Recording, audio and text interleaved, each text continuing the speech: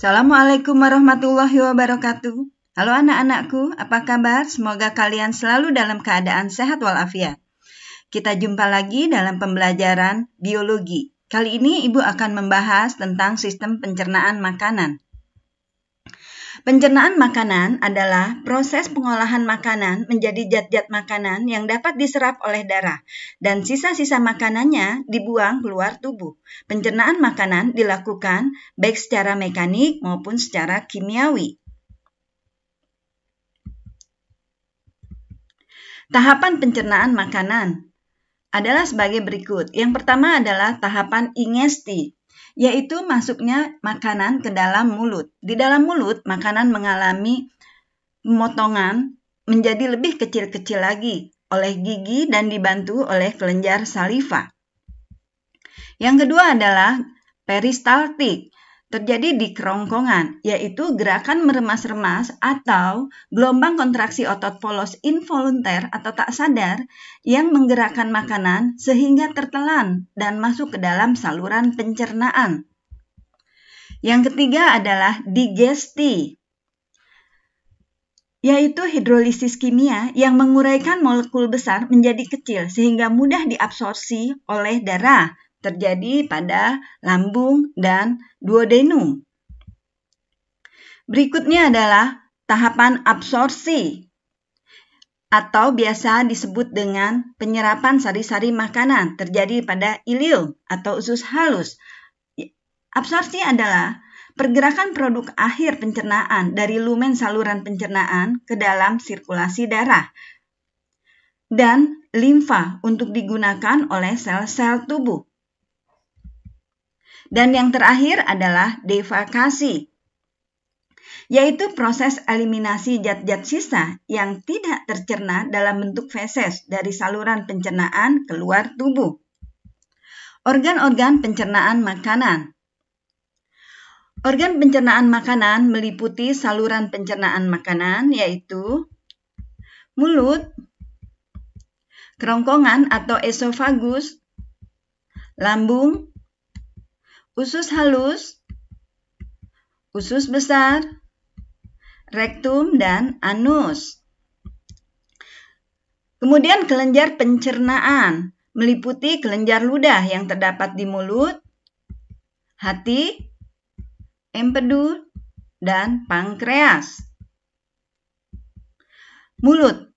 Coba kalian perhatikan gambar mulut berikut ini. Pada mulut terdapat gigi, lidah, dan kelenjar ludah atau kelenjar saliva. Kelenjar saliva atau kelenjar ludah ada 3, yaitu kelenjar ludah yang terdapat pada bagian depan telinga yang disebut dengan parotid gland, kelenjar ludah yang terdapat di bawah lidah yang disebut dengan sublingual gland, dan kelenjar ludah yang terdapat pada rahang bawah atau submandibular gland. Pencernaan yang terjadi di mulut yaitu pencernaan secara mekanik yang dibantu oleh gigi dan lidah, dan pencernaan secara kimiawi karena pada mulut terdapat kelenjar ludah yang mengandung enzim amilase atau pitialin yang dapat mengubah amilum menjadi maltosa atau glukosa. Berikutnya adalah esofagus. Coba kalian perhatikan gambar kerongkongan berikut ini.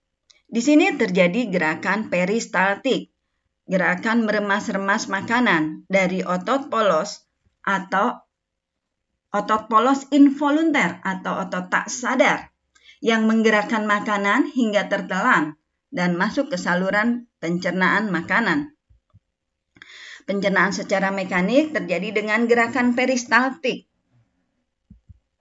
Sebelum Ibu lanjutkan, Ibu akan memberikan soal terlebih dulu. Yang pertama, jelaskan terjadinya pencernaan karbohidrat secara kimiawi dan terjadi di organ apa saja. Yang kedua, sebutkan isi getah lambung dan apa fungsinya. Yang ketiga, apa yang terjadi di dalam usus besar. Untuk dapat menjelasnya, kita lanjutkan untuk menyimak penjelasan dari Ibu berikut ini. Lambung. Coba kalian perhatikan gambar lambung di bawah ini. Pencernaan yang terjadi di lambung yaitu terjadi secara mekanik karena adanya otot lambung yang mengaduk-ngaduk makanan.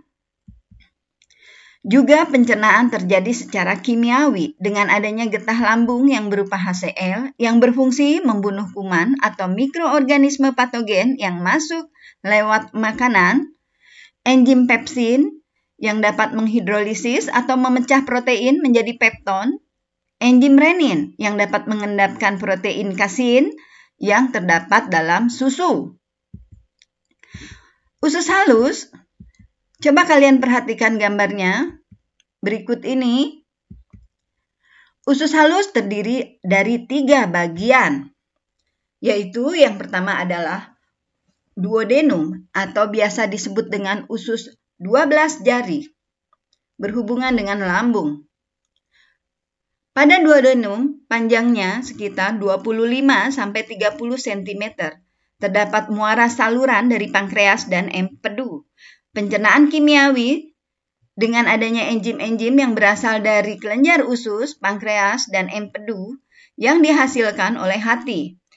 Enzim pencernaan di usus halus diantaranya adalah amilase yang dihasilkan oleh pankreas yang berfungsi mengubah amilum menjadi disakarida dan maltosa, kemudian maltase yang dihasilkan oleh usus halus yang berfungsi mengubah maltosa menjadi glukosa, sukrase dihasilkan dari usus halus yang berfungsi mengubah sukrosa menjadi glukosa dan fruktosa, laktase yang dihasilkan dari usus halus yang berfungsi mengubah laktosa menjadi glukosa dan galaktosa, tripsin yang dihasilkan dari pankreas yang berfungsi mengubah protein dan peptida menjadi peptida yang lebih kecil, kemudian eripsin dihasilkan dari usus halus mengubah pepton atau peptida menjadi asam amino, lipase yang dihasilkan dari pankreas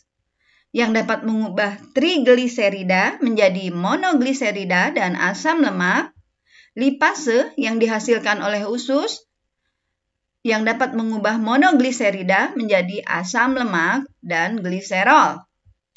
Bagian usus halus berikutnya adalah jejunum yang panjangnya sekitar 1-1,5 meter. Dan yang terakhir adalah ileum. Panjangnya berkisar antara 2-2,5 meter. Pada ileum ini terjadi penyerapan sari-sari makanan. Coba kalian perhatikan gambar usus halus berikut ini. Pada dinding dalamnya terdapat vili dan mikrofili yang berfungsi untuk memperlebar luas permukaan agar penyerapan sari-sari makanan dapat berlangsung secara maksimal. Usus besar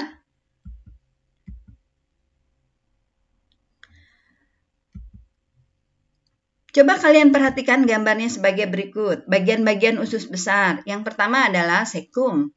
Merupakan kantong tertutup dan memiliki appendix vermiform atau umbai cacing.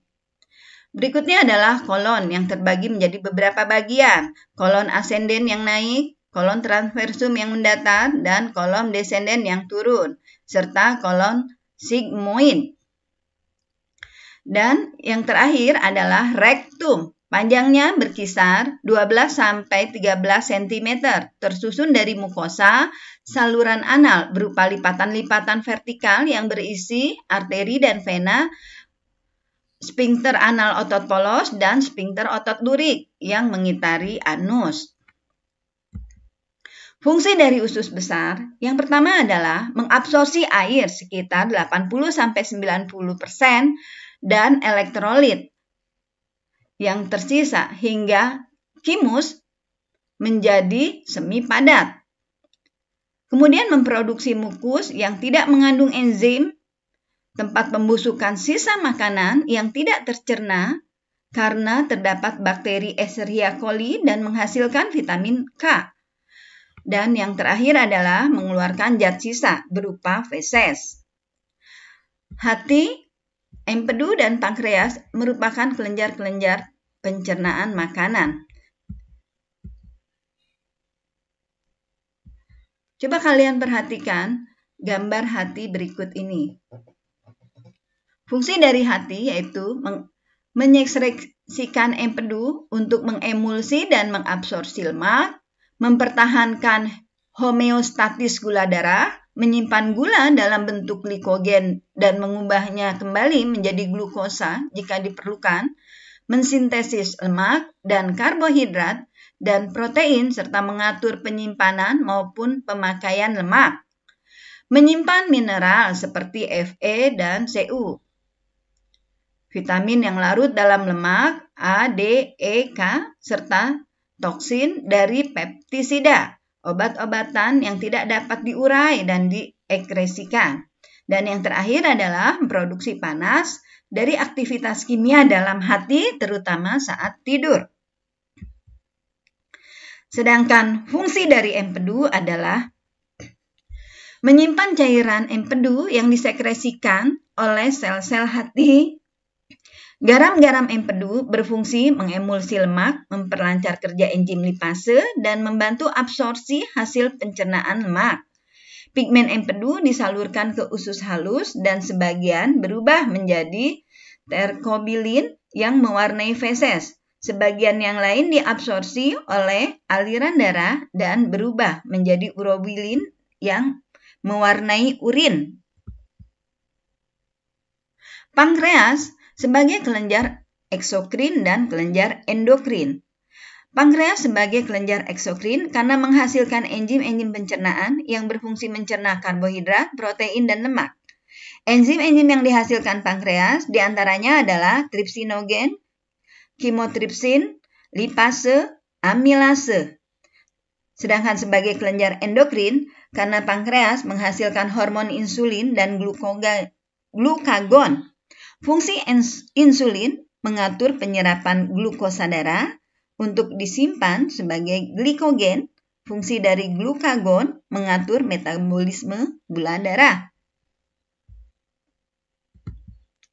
Demikianlah penjelasan yang bisa Ibu berikan. Semoga bermanfaat. Assalamualaikum warahmatullahi wabarakatuh.